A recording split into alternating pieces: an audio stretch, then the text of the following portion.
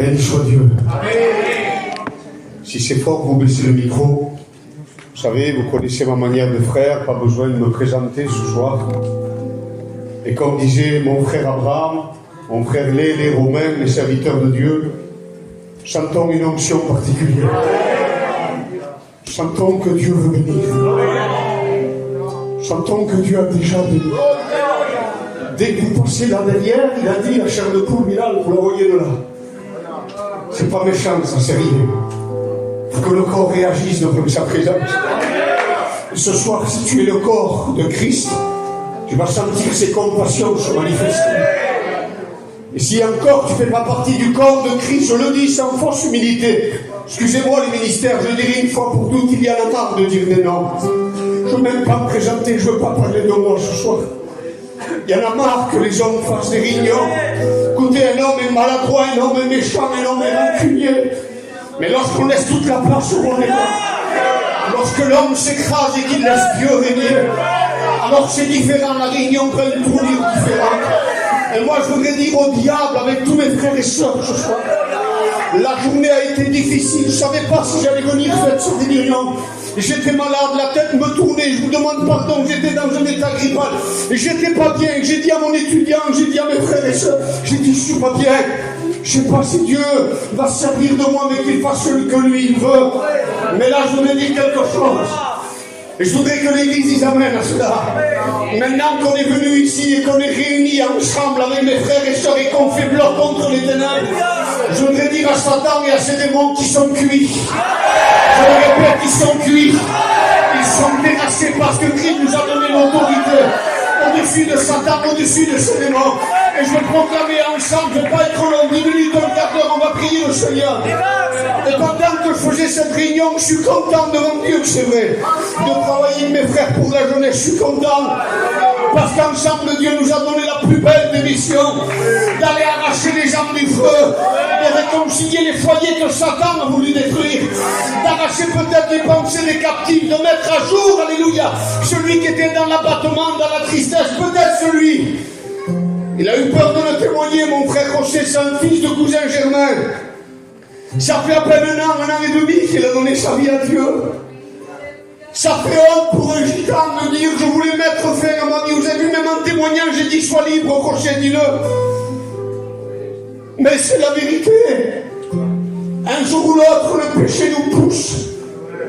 Mais je voudrais te dire que ce soir, nous allons au nom de Jésus pousser le péché des vies, arracher les âmes du feu.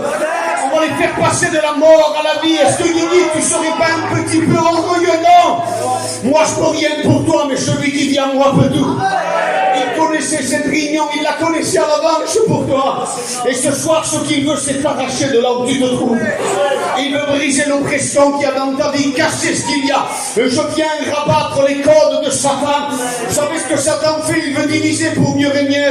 Il veut diviser les foyers en disant c'est fini, c'est la journée de notre dernière chance.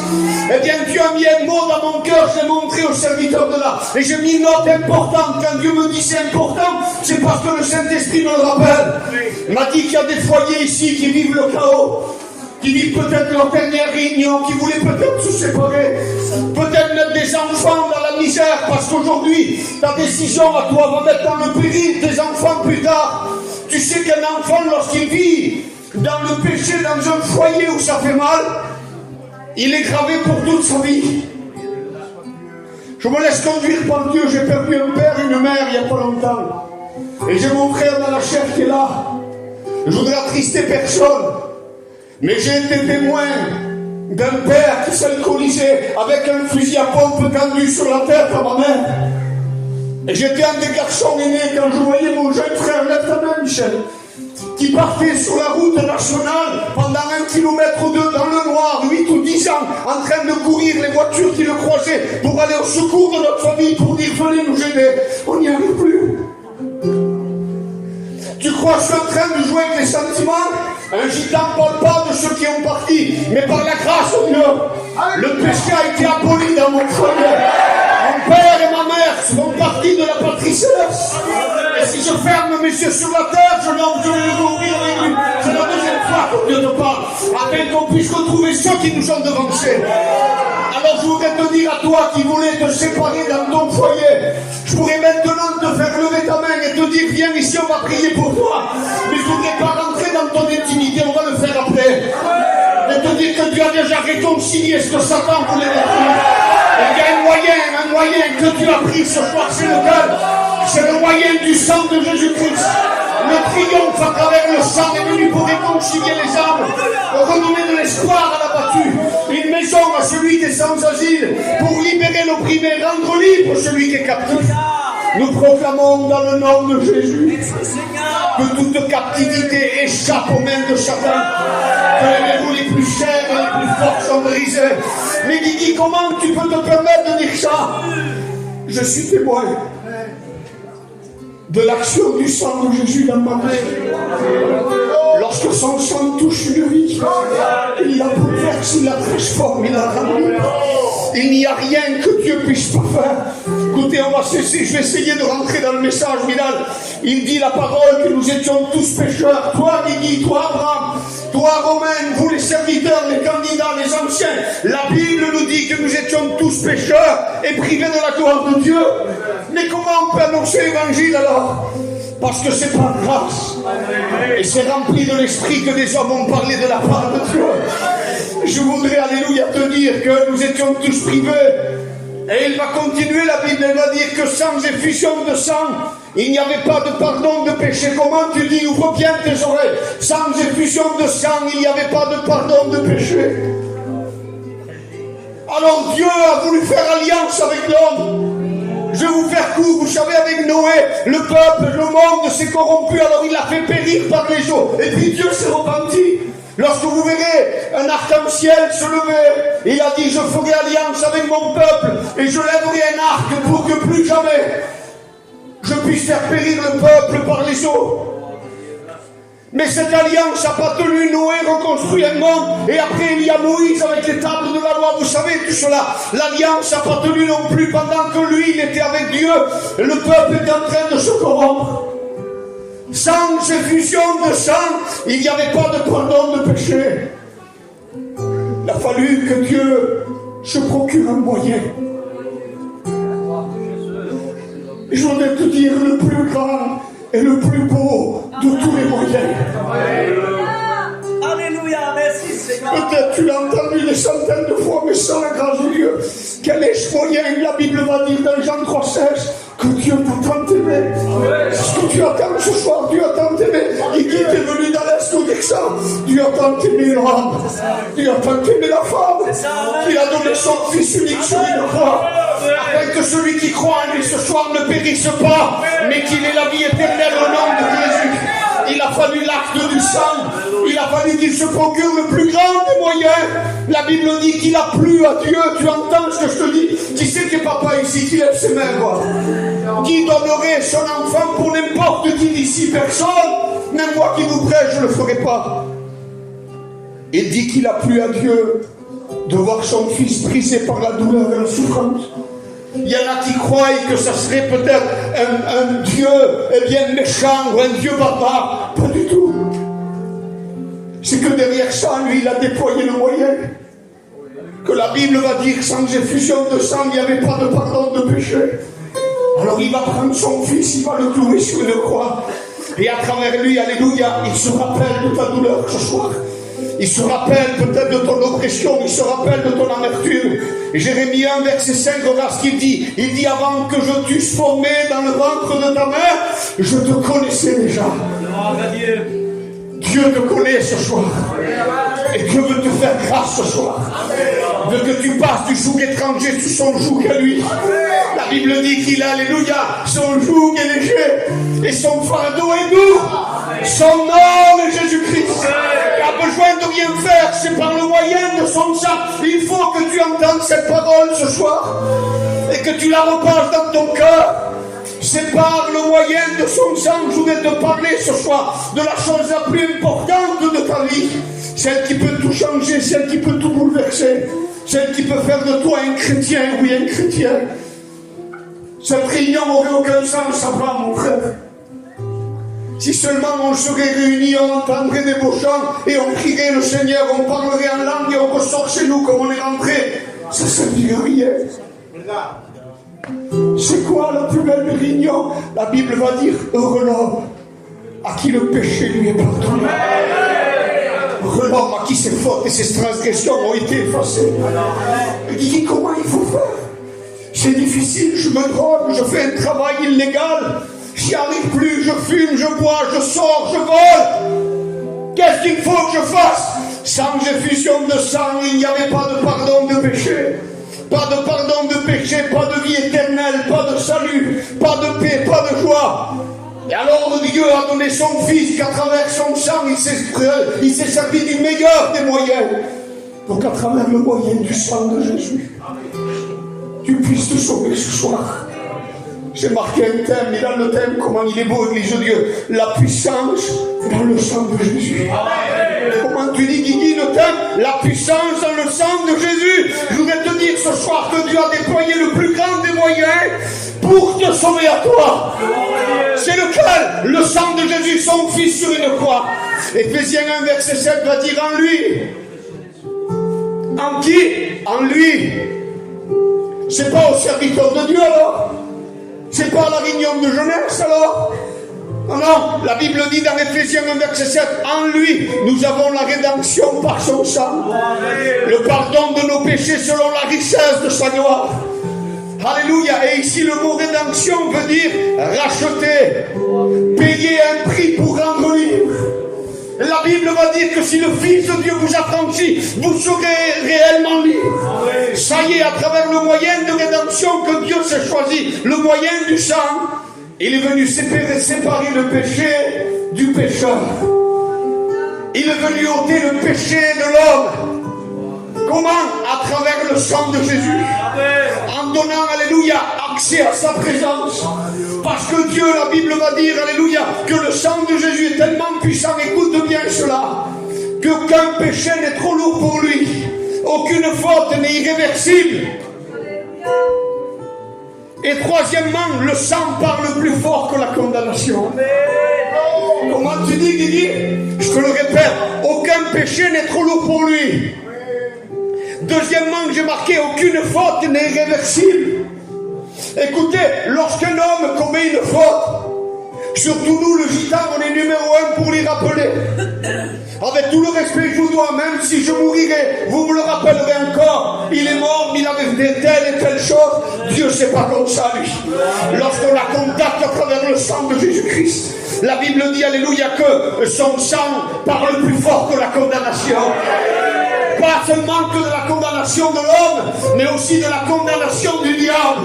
On ne t'appellera plus le drogué, on ne t'appellera plus l'alcoolique, on ne t'appellera plus le voleur, mais on t'appellera enfant de Dieu. Alléluia. Et ce soir, ce que nous voulons, alléluia, c'est que le sang parle plus fort que la condamnation. La Bible dit qu'il y a un accusateur qu'on appelle Satan. Il ne faut pas avoir peur d'en parler, Église de Dieu. Cet accusateur, lui, il essaye toujours de nous condamner. Il essaye de nous pointer nos fautes. Même là, pendant que je te prêche. Si tu serais vrai avec toi-même, tu te lèverais, tu dirais oui, c'est vrai. Il est en train de te dire tout ce qu'il prêche, le pasteur. C'est pas vrai. C'est pas pour toi. T'as été trop loin, toi. T'as fait telle chose et telle chose et telle chose. Dieu pourra jamais te pardonner. Et la Bible répond à ce que le diable est en train de te dire. Est-ce que tu veux écouter ce que Dieu dit? La Bible dit dans 1 Jean 2, verset 1, il dit, si quelqu'un a péché, qui c'est qui amène à cela? Si quelqu'un a péché, Amen, qui c'est qui a péché? Moi, je suis un pécheur. Je suis racheté par grâce, lavé par le sang de Jésus. Et il nous dit ce soir, si quelqu'un a péché, il a un avocat à côté du Père. Il s'appelle Jésus-Christ le juste. Son nom est l'éternel, répandant à longueur de temps. Il est en train de plaider pour toi. Qu'est-ce qu'il plaide? Il plaide à travers le sang de Jésus-Christ. Non coupable. Non coupable. Je voudrais entendre un marteau céleste ce soir qui est en train de frapper au royaume des cieux, où ce que les anges du ciel sont en train d'entendre, Miguel, que celui qui a accès au sang de Jésus n'est plus coupable. Les Romains 8, verset 1 va dire, il n'y a plus aucune condamnation pour celui et celle qui vient en Jésus-Christ. Comment tu dis aucune condamnation? salvation. Pour celui qui vient en Jésus-Christ, car son nom est au-dessus. Son sang est au-dessus. Et ce soir, je voudrais de tout mon cœur, vous me laissez encore 5 minutes, Élisonnier. J'écris plein de choses, mais je sais que Dieu est en train de frapper. Sa parole n'est-elle pas un marteau qui brise le roc? Je voudrais te dire que Dieu a déplacé un moyen tellement grand que de telle sorte tu comprennes que ses compétences de son moyen sont toujours plus grandes que ton besoin. C'est peut-être un peu dur ce que je te dis, je vais te l'expliquer à la gitane. Drogué, il y a un moyen. Alcoolique, il y a un moyen. Méchant, il y a un moyen. Non pardon, il y a un moyen. Mais lequel, il dit lequel? Le sang de Jésus-Christ est celui qui brise toute forme, alléluia, de ce que le diable est venu semer dans les consciences. Et ce soir, le moyen, alléluia, à travers le sang de Jésus, est celui qui libère toute forme de captivité. Et nel nom de Christ, tout ce que les chrétiens et les chrétiennes lèvent leurs mains maintenant, on va se laisser conduire par Dieu. Tu vas faire une prière. Nous venons briser toute forme de ténèbres. Nous venons briser toute forme de prison, toute forme de captivité. Sois brisée à travers le moyen du sang que Dieu s'est choisi sur la croix de Golgotha, là où il t'a écrasé la tête au nom de Jésus. Que les liens lâchent prise, que les prisons lâchent prise, que les démons de fer soient brisés, cassés, que l'onction de l'Esprit demeure dans ce lieu. Nous soumettons chaque personne sous l'Esprit de Dieu, sous la puissance et l'autorité du Saint-Esprit. Non, soit la gloire. Ton nom soit la gloire. Nous avons dit que la plus belle des réunions, c'est pas l'homme qui l'a fait, Seigneur. Je voudrais que tu me laisses 2 minutes, je ne veux pas prendre la place du Saint-Esprit. La réunion est faite, mes frères. C'est Dieu qui est en train d'agir dans les cœurs. Il y a un moyen pour les malades. Il y a un moyen pour le malheureux. Il y a un moyen pour l'abandonner. Il y a un moyen pour les enfants qui ont grandi sans père et sans mère. Il y a un moyen pour ceux qui sont rejetés. Il y a un moyen pour les sentiments d'abandon. Mais quel est ce moyen ce soir? Le sang de Jésus-Christ. Et celui qui nous rapproche du trône de la gloire de Dieu. Et qui te dit ce soir, tu n'es pas orphelin, mais j'ai brisé le voile du temple. Pas besoin de beaucoup ce soir. Une seule goutte du sang de Jésus. La Bible dit qu'il a été élevé entre ciel et terre sur une croix, au-dessus d'une petite colline. C'était pas une grande montagne. C'était le mont Golgotha. Si tu vas à Jérusalem, le mont Golgotha fait 10 ou 15 mètres de haut, pas plus. Il fallait que toute la ville de Jérusalem voie, il est crucifié. Et là, il y avait un homme appelé Jésus. Et il y avait un brigand à sa gauche et un brigand à sa droite. Il y en a un qui lui dit, mais si tu es le Fils de Dieu, il est injurié. Il dit, sauve-toi toi-même et sauve-nous. Et l'autre répond, il lui dit non. Il dit, nous méritons les fautes que nous avons commises. Il dit, mais lui, il n'a commis aucun péché. Et il va dire, Jésus, souviens-toi de moi quand tu seras dans ton règne. Et vous savez ce que Jésus va dire? Il va dire ce qu'il va te dire ce soir à toi, ouvre bien tes oreilles. Il va te dire en vérité, je te le dis. Aujourd'hui même, tu seras avec moi dans le paradis. Aujourd'hui même, c'est pas demain la réunion. C'est pas tout à l'heure ta bénédiction. C'est maintenant que tu puisses. C'est maintenant que le moyen, le plus grand moyen qu'il s'est choisi, te rapproche de la croix. C'est maintenant qu'il te libère. C'est maintenant qu'il met un nom sur un caillou blanc que personne ne connaît. Un nom qui va s'inscrire dans le livre de la vie. Est-ce que vous croyez au miracle de la renaissance? Je le crois, moi, au nom de Jésus, qu'il y a des personnes ce soir aux mains devant Dieu, c'est vrai. Est-ce que Dieu m'a montré? Il y a des âmes aujourd'hui qui passent de la mort. Parce que la plus belle des réunions, c'est celle-ci. C'est lorsqu'un pécheur se repent et qu'il comprend que c'est pas lui qui peut se sauver, c'est pas les pasteurs, mais c'est le moyen que Dieu s'est choisi. Quel est ce moyen? Le sang de Jésus, le sang de Jésus, le sang de Jésus, le sang de Jésus, le ciel de le sang de Jésus, le sang de Jésus. J'entends pas l'église, le sang de Jésus, le sang de Jésus. J'ai dit en commençant la réunion que les démons sont cuits. Écoutez, laissez-moi vous dire ça. Lorsque Christ, la Bible dit qu'il a versé son sang à Golgotha, puis la Bible dit qu'il va rendre l'esprit. Et lorsqu'il a rendu l'esprit, certainement que le sang qui versait sur la croix a touché la terre. Et la Bible dit que les rochers sont mis à trembler. La terre s'est mise à trembler, pardon. Les rochers se sont fendus. Le ciel s'est obscurci. Et la Bible dit que le voile du temple, qui faisait 10 ou 12 cm d'épaisseur, s'est déchiré d'en haut jusqu'en bas. Ce voile empêchait de voir la gloire de Dieu. Mais le sang de Jésus nous donne l'accès à voir la gloire de Dieu. La Bible va dire, si ton père et ta mère t'abandonneraient, moi l'Éternel, je te recueille ce soir. Il va plus loin que cela, il va dire comme cela, il va dire, une mère oublierait-elle d'allaiter son enfant? Point d'interrogation. Il va plus loin que ça, Miguel, et il dit, est-ce qu'elle n'aurait pas pitié du fruit de ses entrailles? Point d'interrogation. Il pose 2 fois la question comme en disant, cela est impossible. Et puis il va rajouter, parce qu'il est Dieu, il va dire quand même, elle tout dirait. Moi l'Éternel, jamais je tout dirai.